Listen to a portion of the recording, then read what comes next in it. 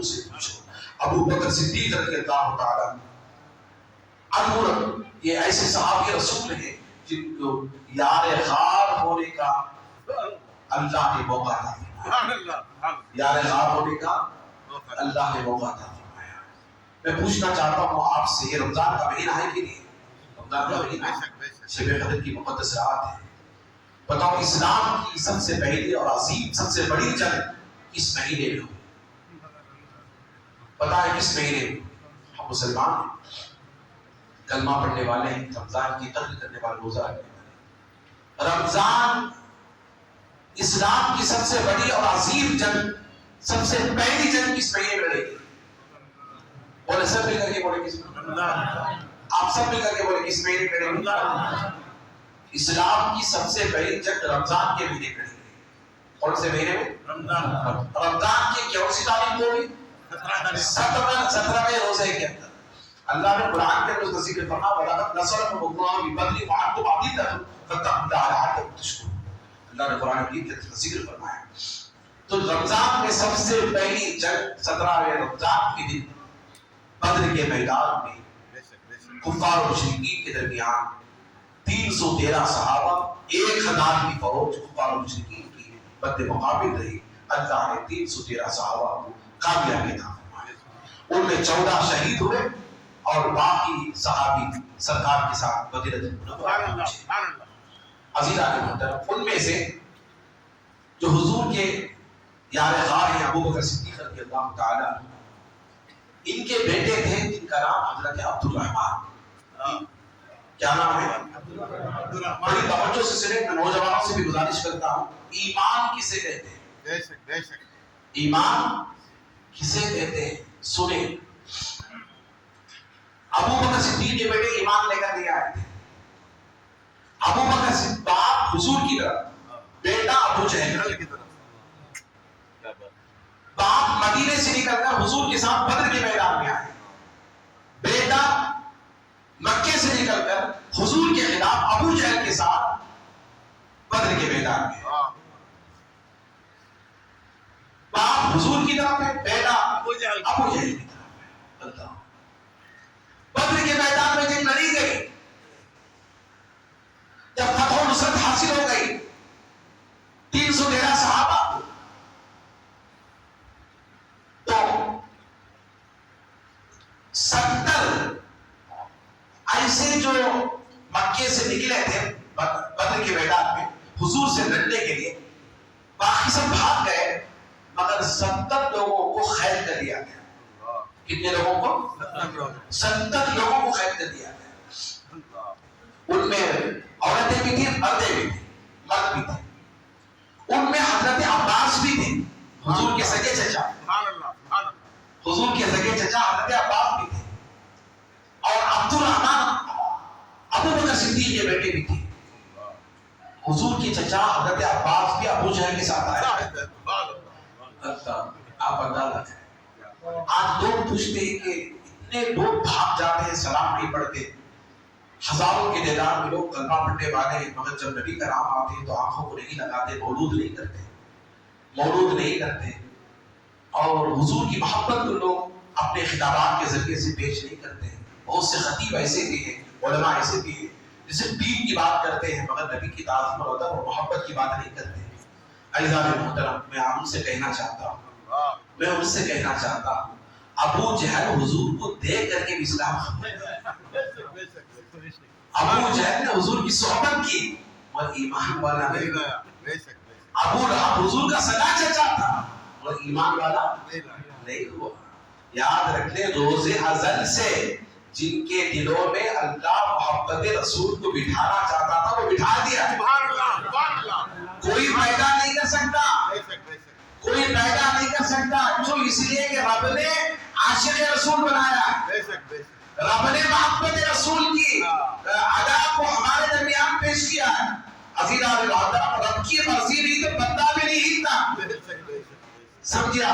جس کے دلوں میں حضور کی محبت ہے، جو حضور کے نام کو آنکھوں سے لگاتا ہے، حضور کے نام پر درود پڑھتا ہے، نماز کے بعد سلام پڑھتا ہے، نبی کے نام پر مولود کرتا ہے، یہ اس کے کمال کی بات نہیں ہے.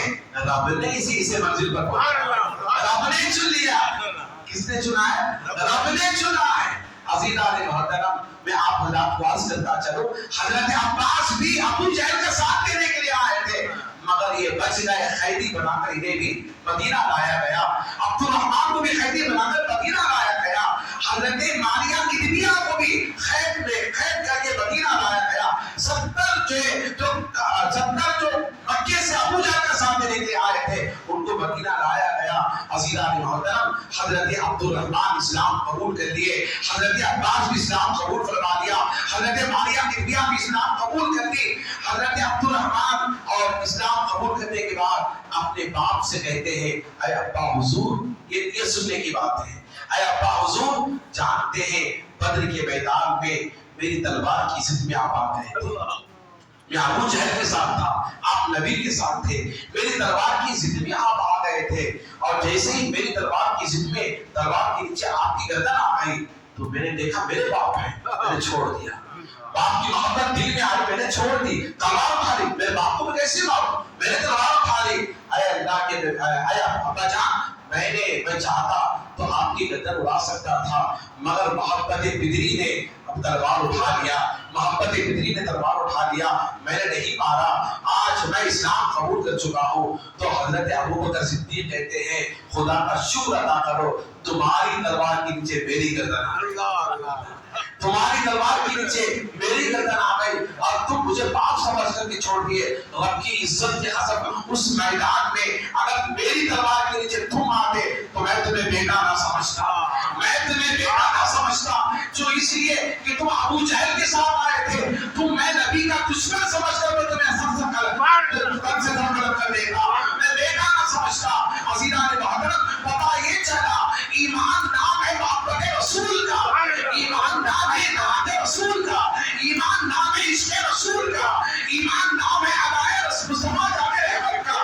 عزیزان محترم صحابہ نے ہمیں عقیدہ دے دیا جو رسول کا ہے وہ تمہارا ہے, جو رسول کا نہیں وہ تمہارا نہیں ہے. لوگ کہتے ہیں کہ یہاں بیٹی کو دینا کہ نہیں دینا, وہاں اسے کرنا کہ نہیں کرنا. ارے یہاں کیوں پوچھتے ہو, صحابہ سے پوچھو انہوں نے کیوں نہیں دیا, انہوں نے کیوں نہیں چھوڑا. عزیزان محترم ایمان گواہ دیتا ہے, ایمان گواہ نماز یہاں پڑھنا کہ وہاں پڑھنا وہ بھی تو کرنا پڑتے ہیں. عزیزان محترم پہلے یہ تو دیکھو کرنا پڑنے والا تو ضرور ہے مگر اس کا سینہ مصطفیٰ کا مدینہ بنائے کہ نہیں بنائے, اس کا سینہ مصطفیٰ کا مدینہ بنائے کہ نہیں بنائے. مدینہ لوگ کہتے ہیں مکے میں جا کر لوگ نماز نہیں پڑھتے مکے کے امام کے پیچھے, مدینے میں جا کر مدینے کے امام کے پیچھے نماز نہیں پڑھتے. اتنی بڑی فضیلت کہاں مل مکے کا امام, اللہ نہیں چاہتا اللہ کی مرضی نہ ہوتی تو مکے کا امام بنتا, اللہ کی مرضی نہ ہوگی مدینے کا امام بنتا. اللہ ہماری صحابہ سے پڑھو, صحابہ سے تاریخ کو پڑھو, تاریخ کو, تاریخ اسلام کے اوراق کو مل جاؤ. حضور جب پردہ کر گئے ابوبکر صدیق خلیفہ بنے, ابوبکر صدیق بھی پردہ کر گئے, عمر فاروق اعظم خلیفہ بنے, عمر فاروق اعظم بھی پردہ کر گئے.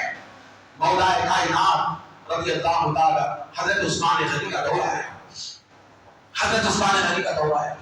عثمان غنی کو مارنے والے قتل کرنے والے غیر مسلم نہیں تھے, یا بلوائی تھے, کلمہ پڑھنے والے تھے. کون تھے؟ کلمہ پڑھنے والے تھے, کلمہ پڑھنے والے, قرآن پڑھنے والے, نبی پر ایمان لانے والے تھے جنہوں نے عثمان غنی کو شہید کیا. عزیزان محترم عثمان غنی کو شہید کرنے کے بعد بلوائیوں نے مدینے کی مسجد پر قبضہ کر دیا اور ان کے امام کو بٹھا دیا. کسے بٹھا دیا؟ ان کے امام کو بٹھا دیا ممبر پر. بلوائیوں کی حکومت چلی مدینے پر, عثمان غنی کی خلافت کو ختم کر دیا, شہید کر دیا گیا. حضرت علی عراق میں تھے, حضرت علی اس وقت موجود تھے, عراق میں تھے. عزیزان محترم میں آپ حضرات کو بتاتا چلوں عثمان غنی کو شہید کرنے والے شہید کر کے مسجد نبی پر قبضہ کر لیے, اپنے امام کو بٹھا دیے. رب کی عزت کی قسم کوئی صحابی اس بلوائی کے امام کی بھی شہادت نماز نہیں تھا.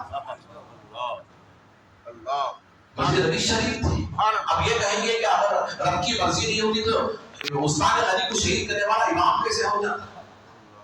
اللہ, عثمان غنی کو شہید کرنے والا امام کیسے ہو جاتا؟ عزیزان محترم صحابہ عثمان غنی کے استاد کے پیچھے نماز نہیں پڑھے, صحابہ عثمان غنی کے استاد کے پیچھے نماز نہیں پڑھے, صحابہ عثمان غنی کے قاتل کے پیچھے نماز نہیں پڑھے، صحابہ عثمان غنی کے دشمن کے پیچھے نماز نہیں پڑھے، جب تک ان کا امام رہا کوئی صحابی جا کر اس کی اقتدا نہیں کی۔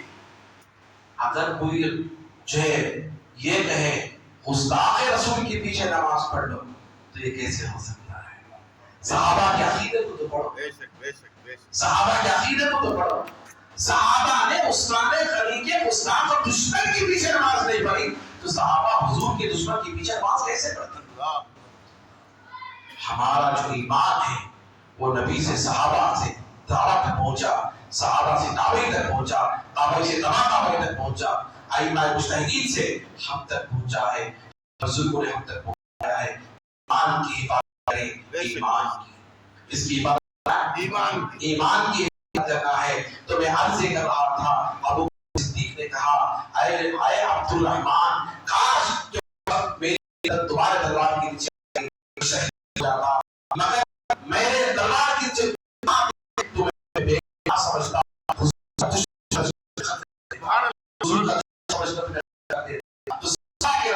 اللہ اللہ کے علاوہ ایمان کیٹیگری کے کوئی نظر نہیں آتا، اور محبت کی رائے کوئی نظر نہیں آتا، یہاں سے کوئی آئے اس ایمان والا صاحب سمجھا کرتے، اللہ ہمیں وہی توفیق عطا فرمائے ایمان کی، اور اللہ تعالیٰ ہمیں سچا غازی بنا دے، دین کا غازی بنا دے، سنت مصطفیٰ صلی اللہ علیہ وسلم کا پیروکار بنا دے۔ اللہ ہمیں ہمارے گھروں کے اندر دین و اسلام اور دین و سنت کو اللہ تعالیٰ اجاگر فرما دے، اور ساتھ ہی ساتھ مجھے آپ حضرات بیٹھے ہیں، شب قدر کی رات ہے، اللہ کے حبیب علیہ السلام فرماتے ہیں، حدیث پاک میں آتا